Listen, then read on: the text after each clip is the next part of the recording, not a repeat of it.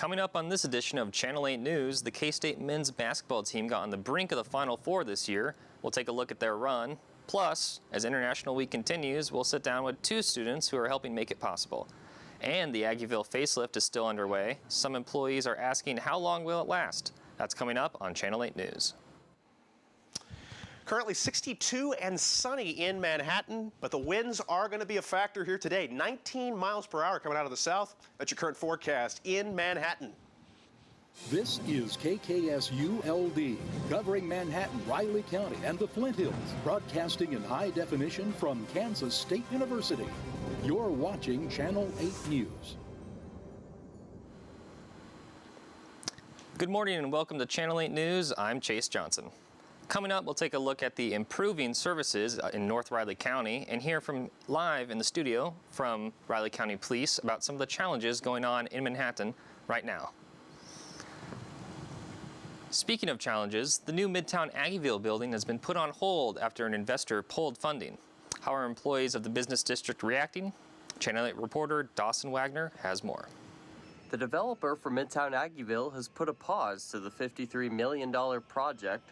TJ Vilkanskis, president of Back 9 Development, told the Manhattan Mercury on March 21st that a key developer has pulled out of the project. Some employees of the business district think the project being put on hold might bring more people down to Aggieville. I think if they opened up the streets again, yeah, there would be more people down here, but yeah, I'm not sure. Well, the streets are now open, and with no deal closed on a new investor, plans to take this lot from a mound of dirt to a 5-story multi-use mammoth of a building are still on pause. That pause can only take so long, though, because according to K-Man, under the agreement with the City Commission, Back 9 Development has 38 months to complete the project before they would be required to pay the City of Manhattan the market value price of the lot, which is an estimated $2.3 million. This excites some who work in the Ville. Kind of happy to hear that the streets will open back up. It sucks that it's going to be on pause because they've already torn down the old Fuzzy's Tacos and taken up a bunch of parking spots. So it's like funding has been pulled, which is cool that that project might not happen. But now they've taken a bunch of stuff that we had previously, and funding may be in who knows for quite some time. So we might just have empty lots that can't be used for parking or anything for a while, which sucks. Empty lots and no investor yet leaves the clock ticking on Back 9 and the Midtown development team. In Manhattan, I'm Dawson Wagner for Channel 8 News. To find more information about the timeline of the Midtown Aggieville visit midtownaggieville.com. Road construction in Aggieville is nearing completion and should be opening in the next 5 weeks. The Aggieville street renovations are in the third and final phase, with construction starting in early 2022 as it took over a portion of North Manhattan Avenue in the Aggieville district. Once reopened, cars and pedestrians will have access to Morrow Street via North Manhattan Avenue. Now they're very close to being done from Dusty Bookshelf all the way back to the Bluemont intersection. What they haven't done is the piece right in front of Rally House. And they will have that square right in front of Rally House under construction for 5 weeks. So what happened is that road is blocked. Well, if you don't want to worry about more construction, there's plenty going on this week at K-State with International Week kicking off this past Sunday. Channel 8 reporter Landon Platter has more. Students from all over Kansas State University came together this week to celebrate each other's heritages and traditions. International Students Week is a time for students to learn about and embrace different cultures. International Week allows people to take pride in who they are, but then again, expose people to who they are, right? If you have a level of exposure, there's a level of understanding, and with that understanding comes some form of unity, a foundation for unity to be built. This week gives students the opportunity to show off their different cultures. However, some students took this time to reconnect with their home countries through new friends and shared experiences. I got to meet a lot of the Indian students that I did not know were going to K-State. Provided a lot of them were like exchange students and will be going back home to India after this semester ends. But it was a nice experience to have them around me, have a little talk in Hindi, which is our regional language, and talk about different stuff that we do usually and compare it to here. What are the biggest challenges these students face? is being so far away from home. Thankfully, telephones exist, so they can keep in contact with their relatives. But nothing ever really beats home-cooked food. I also miss food. I love the spices. I'm missing that here in Manhattan. We have a lot of cooking because ours it's a lengthy process, but then it turns out to be really nice. To learn more about International Student Week, you can visit k-state.edu/ISS. From Manhattan, Landon Platter, Channel 8 News. Again, that was k-state.edu/ISS. If you are curious about the events and want to learn more about International Student Week. This past Tuesday, the Entrepreneurship Club invited K-State students to come and pitch their business ideas at Pitch and Pizza. The event saw 10 students pitch their business ideas to a group of panelists and receive feedback. From a baking business to yoga with goats, a variety of ideas were pitched. Panelist Tara Guybar enjoys that students can receive criticism and feedback in a laid-back environment. Really exciting to students, I think, to come and be able to talk about their business, but without having to make it such a large production and such a large competition, and just to kind of be able to come and talk and be able to have that one-on-one interaction also with our panelists. Whatever you're passionate about, you can use your own story and you can use your passions to create value for people that are also interested in the products that you make or sell. Students at Kansas State let their creativity take control this weekend during the 6th annual 48-hour film festival. The festival gives students an opportunity to not only express themselves, but learn more about what goes into filmmaking. Students are given 3 elements to incorporate into their film: a line of dialogue, a prop, and a setting. The results will be revealed Saturday, April 5th. Not everybody who does this goes into filmmaking, but I think they come out with a very strong appreciation of what goes into making a movie. They come out with friendships that I think last a long time. So having 3 rules of what you have to incorporate kind of forces you to, in a way, rethink the ideas you may have had beforehand and kind of put more creative spin on things. Time for a break here on Channel 8 News, but coming up, we'll have a talk with a member of the Riley County Police Department in studio about some of the challenges for USD 383 so far this year. Plus, we'll take a look at the new emergency services plan for North Riley County and who got the bid to move forward.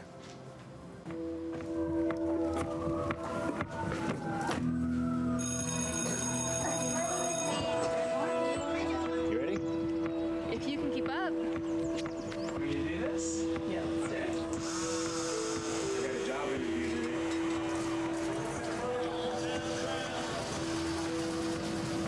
Here we go. Congratulations. Thank you.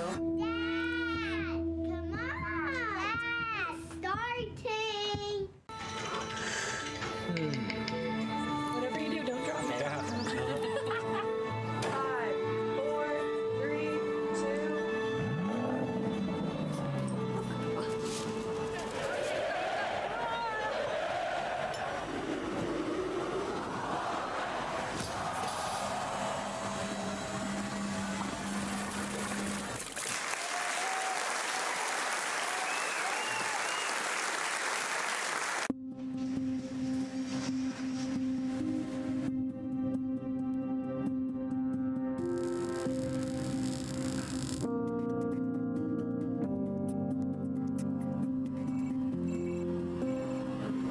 Yeah, so the first third of the runway.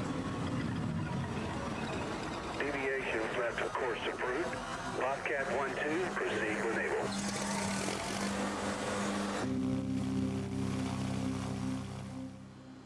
The Riley County Commission has approved the bid for the new EMS station in North Riley County. Channel 8 reporter Blake Crawford has the story. Residents of North Riley County will finally have some peace of mind thanks to the new EMS station being built soon. EMS Director David Adams says the construction has been a long time coming. This has been an ongoing project for about the last 5 years. The difficulty we've had with North Riley County is we don't have an ambulance station north of the Public Works facility on Tuttle Creek Boulevard. And so our response times to the northern stretches of Riley County could be pretty extended. The county hopes to break ground of the project in late April. Riley County Commissioner John Ford says citizens were forced to drive to the hospital instead of calling for an ambulance. We don't want to have to drive a family member, a loved one, a child into town because it's quicker to do than it is to have an ambulance on site. Principal architect of the station, Dan Knight, says he has no complaints with the process so far to get the bid approved. Really smooth process. They, of course, had a budget in mind, the county, and we worked, designing within that budget. The new EMS station will be located behind me on the south side of Highway 24 in Leonardville and could reduce response times for citizens in the area by up to 30 minutes. And even if it's not a life or death situation, if it's a situation where you're hurting or your loved one is hurting, time just drags on. It provides a peace of mind to those that we're serving in the rural portions of North Riley County. In Manhattan, Blake Crawford, Channel 8 News. Knight says the new EMS station will be completed early this year. With recent school shootings around the nation and burglaries within and around Manhattan, we now go to Aaron McGill for a conversation with Director Pete from the Riley County Police Department. Aaron? Thanks, Chase. I'm here with Director Brian Pete from Riley County Police Department. Thanks for joining me. Thank you, Aaron. It's great to be here. Now, first off, I want to talk about recent news in Tennessee. We've had a lot of safety concerns at schools, and I want to talk about our home school here in Riley County, Manhattan High School. Recently, they've had a lot of lockdown situations. What is your type of response to that type of situation? It's an extraordinarily concerning thing for everybody, and that's what keeps me up at night the most is safety for our schools, but especially safety for the entire community. But I think that what our focus needs to continue to be on is proactivity and partnerships with families, with students, and with the community so that we can stop these types of things before they start. Now, with social media, anybody can say anything. What is your department's response and type of way of deciphering if a threat is real or not? So we always move to an abundance of caution, and we share as much information as we can. Our CPD believes in maximum information, minimal delay, so that the decisions for folks who need to make, or so that the information for the folks who make the decisions is there. But yeah, any information that comes in, we vet it to the best of our ability, and then we act on it, especially when it's something that appears to be imminent. Now, I want to talk about break-ins, especially car burglaries. It's reported that last month over 40 car burglaries happened here in Riley County. That's double what happened in January and 5 times more than what happened this fall.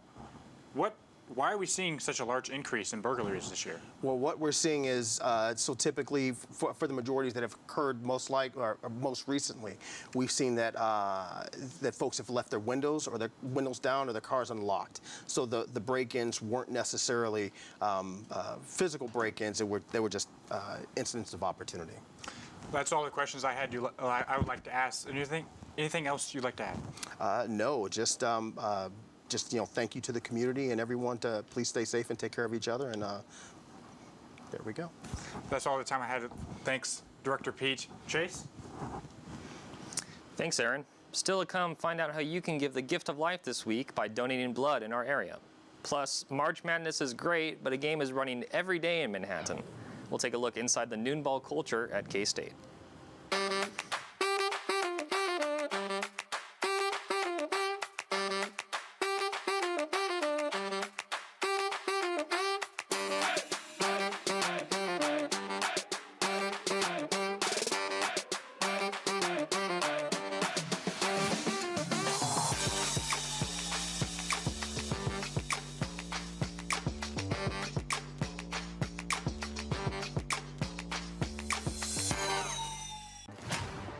This is a Kansas State program that's here to stay. By the way, under Chris Kleiman, there's a culture built at Kansas State where we're going to see this team in the top 20 for a while.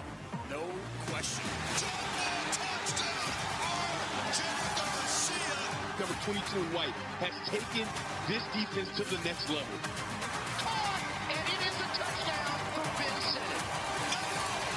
K-State's defense rises up on the goal line.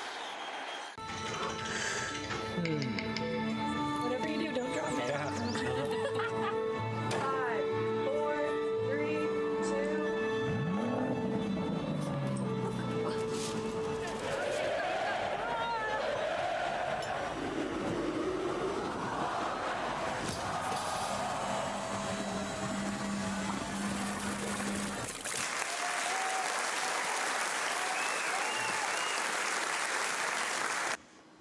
Since 1998, Kansas State staff and community members have played basketball together at the basketball courts inside Mike Ahern Fieldhouse. Channel 8 reporter Cooper Dieters has the story. Even though they can no longer play in Ahern, Kansas State staff and community members continue a tradition that they have had since 1990, playing basketball during their lunch hours. Eric Atkinson is a retired Kansas State professor that has been playing at Ahern since 1990. A lot. It's a good group of people. It's not been the same people over the years. It's rotated around, but it's a good atmosphere to get some good exercise, good camaraderie, fellowship with these guys, and make a lot of friends, and continue to do so. We miss Ahern because of its long-standing tradition of playing noontime ball there, but we're pushing forward here at the rec center. With the tradition spanning 25 years and has seen thousands of people over the years, I decided to give it a try. Matt Kearns has been playing here every Monday, Wednesday, and Friday since 2016. So, originally when I was a student here, there was actually a group of guys that played noon ball up at the rec, but I left for 3 years to pursue graduate degrees, and when I came back, that group no longer was here, so I'd heard rumors of a group of guys playing basketball at Ahern, and just kind of walked in one day in the middle of my workday, and I just kind of spiraled from there, built some great relationships, and never left. Though their playing days have come to an end in Ahern, I believe that the rec will remain this tradition's new home. From Channel 8 News, this is Cooper Dieters.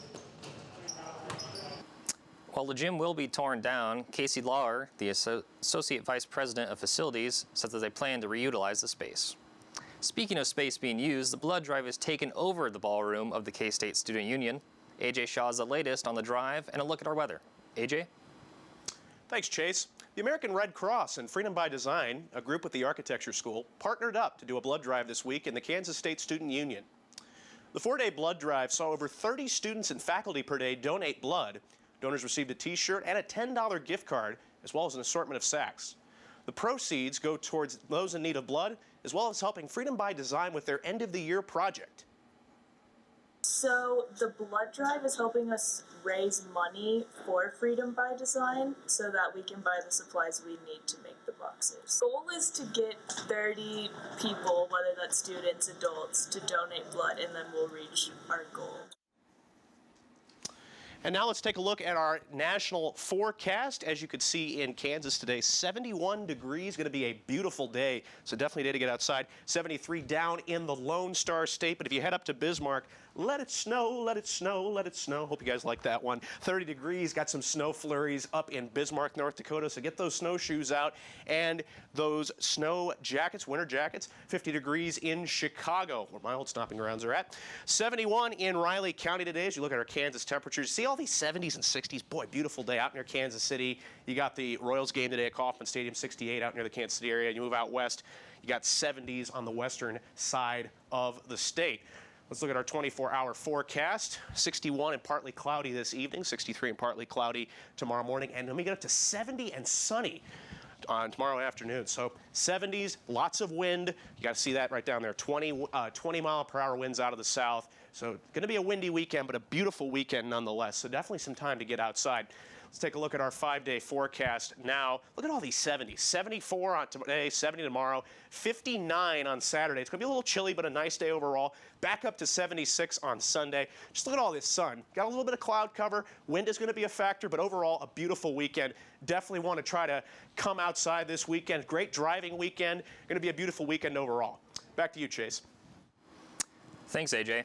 Still to come, we look at sports as the K-State men's basketball team made it to the Elite Eight before falling short. Plus, a club on campus is trying to up its membership to stay competitive. That and more up next. Together, we represent a diverse and eclectic population. Together, we believe that diversity, inclusion, and sportsmanship are expectations. Together, we promote a welcoming and positive environment for all student athletes, coaches, and visitors. Together, we treat all people with respect and dignity. No matter their color, creed, gender, ethnicity, or sexual identity. Together, we are an empowered family who empowers family. Family, diverse and together. Stronger together. So within industrial engineering, you can actually start your master's degree a year early and start taking those classes your senior year. And then after you go through those upper level courses, you only really have a year left and you would come out with your bachelor's and master's degree, which is something I have been considering just because, it's one extra year and I do love K-State. So it's like, win-win. But that's a perk with being an industrial engineer. You're able to get your master's degree in just one extra year. K-State will run the option. Here's Skylar Thompson. He walks it in for Antonio Gordon. Here's the shot and he's got it. And it is Kansas State, courtesy of Brent Carlson. Side of the box, crossing, wide open, the shot. Thompson right away. That ball is gone. She gets the ball back, goes up strong, scores, and one. The K-State men's team gave it all they had and narrowly missed the Final Four in this year's tournament. Sports anchor Brianna Palmer has more. Last Sunday, the Kansas State men's basketball team returned home from the NCAA men's basketball tournament. The Wildcats made history with this one, making it into the Elite Eight. Fans gathered Sunday at the Manhattan Airport to give the team a big welcome home. With emotions high for these players, the K-State community showed love and celebrated the 2023 season. The support of the K-State community is like no other, with Manhattan locals coming out to the airport to welcome and celebrate their team and players. Two seniors share how important this moment is for them, with it being their last year at K-State. So it's been super sweet to kind of share in this last that we have together and join the team as they come home, which, yeah, is really bittersweet. But it's just been amazing that they allow us to kind of share in this moment with them, celebrate this season, and even look forward to the next. So be there for the team to show our support, because we've shown support. We've pretty much gone to every game together. We even traveled to go see them. So just getting to say our final thank yous and just thank you for this wonderful season was just something that we felt was needed to do. Yeah, and an absolute treat to watch.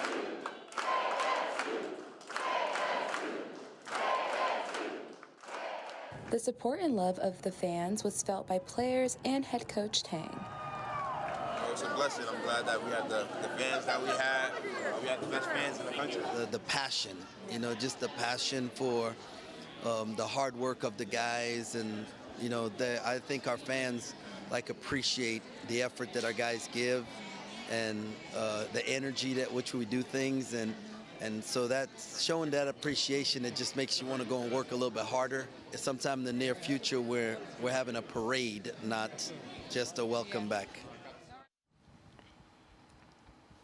The Kansas State rugby team is struggling bringing in new players for their normal season. Father and son duo Danny Balea and Derek Balea are looking to social media to their current players to recruit and bring back the attention and numbers to girls rugby.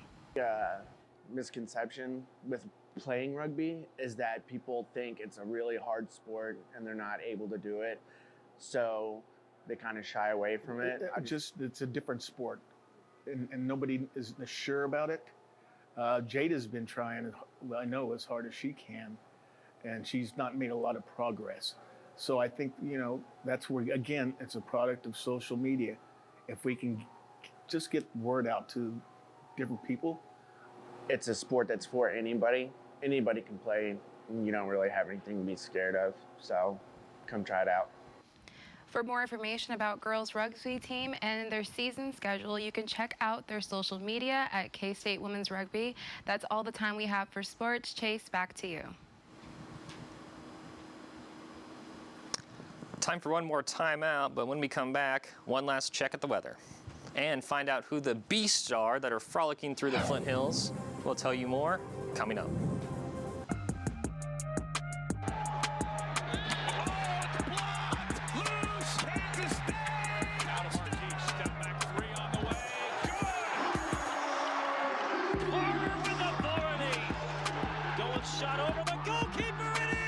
And he was so excited about playing this game. He was excited all week long. At the wall is Tank. It is gone. It's a grand slam.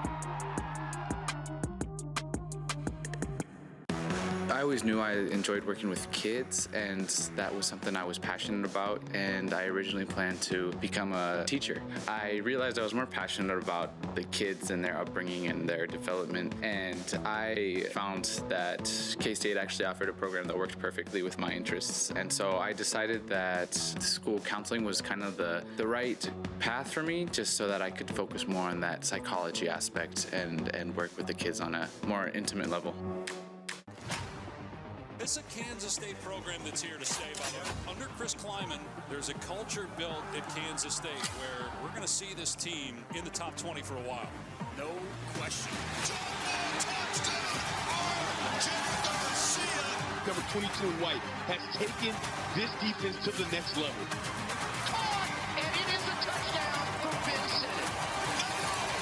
K-State defense rises up from the goal line.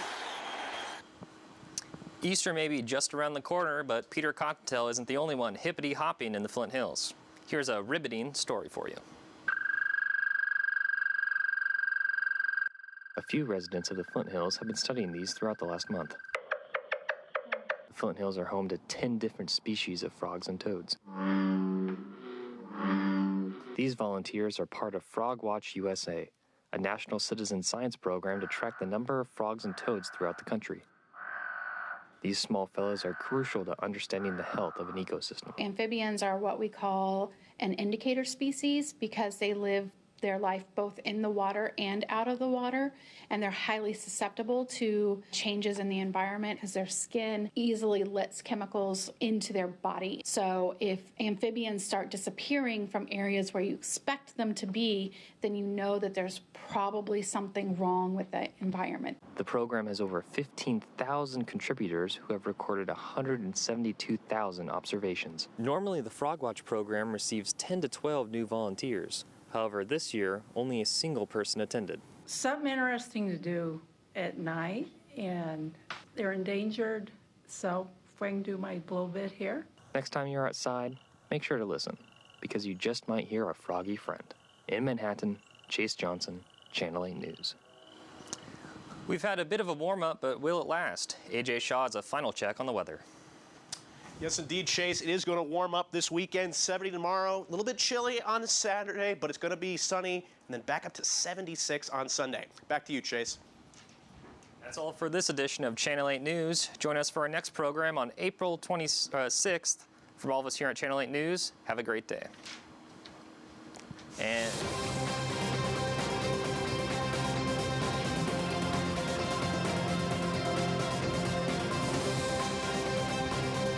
This is Channel 8 News.